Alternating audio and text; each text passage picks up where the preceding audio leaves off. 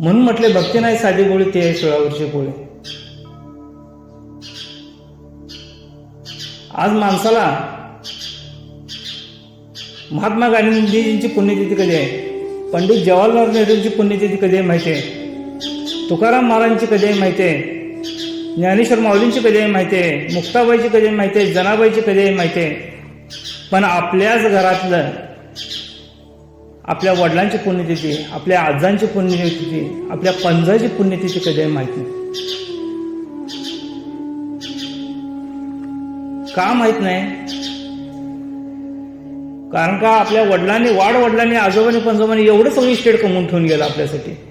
जमीन जमला, घरदार, शेती, बंगला, गाडी सगळं काही कमवून ठेवून गेलं, तरी पण त्यांची पुण्यतिथी आम्हाला माहित नाही. का माहित नसायचं कारण म्हणजे आमचा आजा असो, पंजा असो, समाजासाठी कधी जगलाच नाही. शिवला दगड ठेवून मेला, लोकांच्या संग भांडणं काढून मेला, माझं तुझं म्हणत गेला, सगळी इस्टेट माझीच म्हणून ठेवून गेला. म्हणून त्याला लक्षात ठेवलं नाही. संतांना, या महान व्यक्तींना लोकांनी का लक्षात ठेवलं? कारण का त्यांनी समाजासाठी जगलं. जो समाजासाठी जगतोय त्याला समाज लक्षात ठेवतो, आणि जो स्वतःसाठी जगतोय त्याला कोणच लक्षात ठेवत नाही. म्हणून महान संतांचा इतिहास आज तुमच्या आमच्या समोर आहे. आज भक्ती कोण पण करून चालणार नाही. भक्ती नाही साधी गोळी ती आहे 16 वर्षी पोळी. का म्हटलं? कारण का अवघड पण तेवढीच आहे. चढायला झालं तर तिथं मुंगी व्हायला लागणार, आणि मुंगी झाल्यानंतर ना पोळी खायला पण तेवढी गोड लागणार आहे. आज समाज काय पण दोन्ही बाजूने म्हणून बोलतोय. आज समाजाच्या पाठीमागे लागून तुम्हाला आम्हाला भक्ती करायचं नाही. जे तुम्हाला आम्हाला कळतंय त्या पद्धतीने भक्ती करायला शिकलं पाहिजे. जसं की एक गाव होतं, आणि त्या गावाच्या बाहेर एक डोंगर होता, टेकडी होती. त्या टेकडीवर कोण जात होता तिथनं कोण परत येतच नव्हता. बऱ्याच वर्षापासून ती प्रथा होती की त्या टेकडीकडे गेलं म्हणजे कोण परत येत नाही. गाव सगळं चालतं आणि तिकडे ते कोण जात पण नव्हतं, आणि त्या टेकडीकडे कोण बघत पण नव्हतं, आणि तिकडे जात पण नव्हतं. एवढी लोक भेट होती गावात. कारण का? ती तशी भयानक टेकडीच होती. गावातल्या 4 टकोरी पोरांनी नवीन रक्त त्यांनी एकदा स्पर्धा आयोजित केली की ह्या टेकडीवर कोण जाऊन येईल त्याला 1 लाख रुपयाचं बक्षीस. गावात सगळी पोरं जाऊन दिंडी पिटवायचं, सगळ्या घरातनी जाऊन सांगायचं अमुक तारखेला स्पर्धा आहे आणि सगळेजण ह्या स्पर्धेत भाग घ्यायचा आहे, कोण कोण नाव द्या, हे करा ते करा.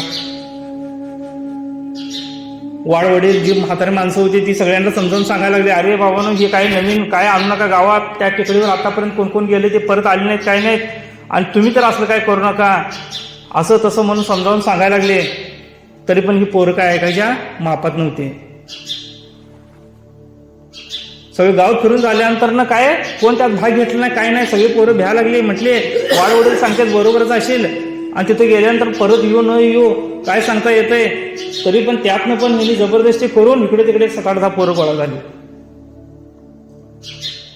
7-8-10 पोरं गोळा झाली. अनोखी स्पर्धा. त्या टिकडीवर गेल्यानंतर आज पण कोण परत आलं नाही, म्हणून आता ही पोरं कसं परत येतात बघायसाठी म्हणून गाव सगळं त्या ठिकाणी गेलं. गाव सगळं ज्या टायमाला तिथे गेलं त्या टायमाला स्पर्धा चालू झाल्या. ती 10 जण पळायला लागली. ती म्हातारी माणसं ग बसली नाहीत.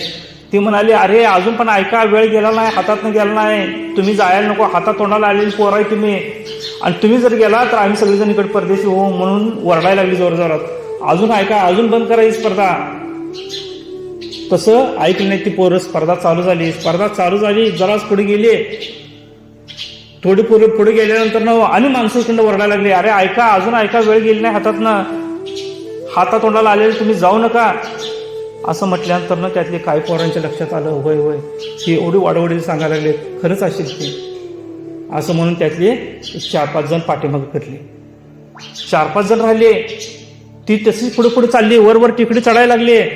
त्यातला तसा आणि खालनं इकडनं मोठमोठ्यानं आवाज यायला लागला, अरे अजून झालं तर ऐका, हे 5 जण फिरत परत आले, तुम्ही 5 जणच आहेत, ऐका परत या. एवढं सांगितल्यानंतर संजयनं त्यातला एकटा सगळ्यात पुढे होता, त्याच्या पाठीमागे एकटा होता, आणि त्याच्या पाठीमागे 2 जण होते, 2-3 जण होती. त्यातला एकटा वर चढता त्याला ठेस लागली आणि तो खाली घसरला. खाली घसरल्यानंतर त्यानं लगेच दुसऱ्याने विचारलं त्याला, काय रे काय झालं म्हणून. अरे काय माहिती काय तिथं उचलून फेकायचं लागले, तिथे गेल्यानंतर उचलून फेकायचं लागले. अरे काय खरं सांगायलाच काय, ती वाडवडील म्हणाले बरोबरच आहे की असंच काहीतरी असेल म्हणून ती त्यातली 2 जण माघारी केली. उरली 3 जण.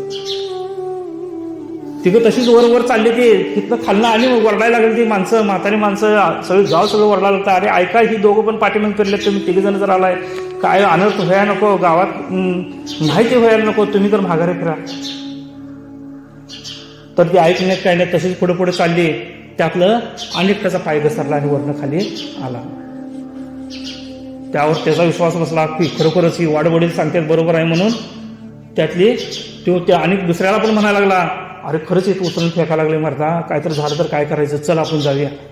त्यातले ती पण 2 जण माघारी आले. एकटंच उरलं, एकटंच वर चढालतं, ही गाव सगळं वरडालतं. अरे ऐका, अरे ऐक, ही 2 पण माघारी आले आहेत, कोणच राहिलं नाही तुझ्या जोडीला, तू एकटाच आहेस, काय तर अनर्थ व्हायला नको, माघारी फेर माघारी फेर माघारी फेर म्हणून सगळेजण वरडायला लागलेत खालनं. पण हे ऐकलं नाही, काही नाही, तसंच वर चाललं, वर चाललं. आणि ज्या टायमाला तिथं वर जाऊन पोचलं, ज्या टायमाला त्यानं वरनं हात केला, तर त्या टायमाला सगळेजण गाव सगळं त्याचं जय जयकार करायला लागलं. वरनं आणि खाली आलं, त्याला खांद्यावर घेऊन गाव सगळं मिरवलं, 1 लाख रुपयाचं बक्षीस जिंकलं. आणि त्याला ते एक सारखं विचारायला होतं, एक म्हातारा माणूस त्याला सारखं विचारायला होतं, अरे तू कसं केलंस, हे कसं केलंस, जे पोरं तिकडे गेली आजपर्यंत परत आली नाहीत, तू कसं केलंस. तेवढ्या गर्दीत त्याला विचारायला लागलं. त्यावर त्याच्या संघ जोडीला जे पोरगं होतं ते म्हटलं, आज तुम्ही त्याला काय विचारायला लागलाय मागापासून. अरे नाही, येणं कसं केलं ते विचारायला लागलं. अरे त्याला काय विचारायला लागलेस म्हटलं, की केवढा आहे म्हटलं.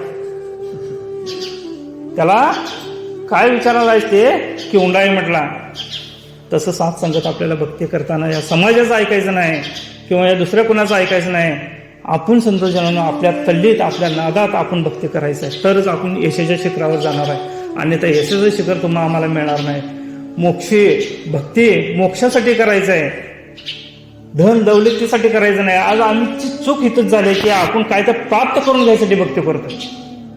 आज माझी मुलं बाळ चांगलं राहू देत, मला पैसा अडका मिळू दे, धन दौलत मिळू दे, मला काय तर माझ्या सर्व्हिसमध्ये बरकत येऊ दे, एवढ्यासाठी आम्ही भक्ती करतोय. पण मुळात भक्तीच याच्यासाठी नाही. भक्ती आत्मिक सुखासाठी. ज्या टायमाला आम्हाला आत्मिक सुख प्राप्त होईल, ब्रह्म की प्राप्ती ब्रह्म की समाप्ती म्हणून सांगितले. ज्या टायमाला ब्रह्माची प्राप्ती झाली, ब्रह्म समाप्त झालं. माऊलीने अशीच भक्ती केली का, तुकाराम महाराजांनी अशीच भक्ती केली का, जनाबाईंनी अशीच भक्ती केली का, संतांचा इतिहास जर बघितला तर अशा पद्धतीने भक्ती केली का, याचा जरा आम्ही विचार करूया आणि त्या पद्धतीनं पाऊल टाकण्याचा प्रयत्न करूया. म्हणून म्हटले, पोती पड भैया ना कोई पंडित होय, 2.5 अक्षर प्रेम के पडे सो पंडित होय. 2.5 अक्षर प्रेमाची नीट बोलता निहाळता चालता आली तर त्याच्या एवढा महान पंडित कोण नाही म्हणून सांगितले.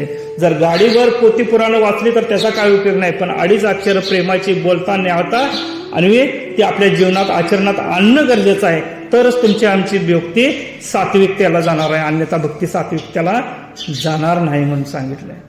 माणसाचं होईल बरं, आताच बहिणजीने सांगितलं, माणसाचं होईल बरं जर एकोप्यानं राहता आलं. जर आम्हाला जर एकोप्यानं राहताच नाही आलं तर आम्ही भक्ती काय करणार आहे. वेळेनं मर्यादा गाठत आल्या, वेळेत राहून भक्ती करूया.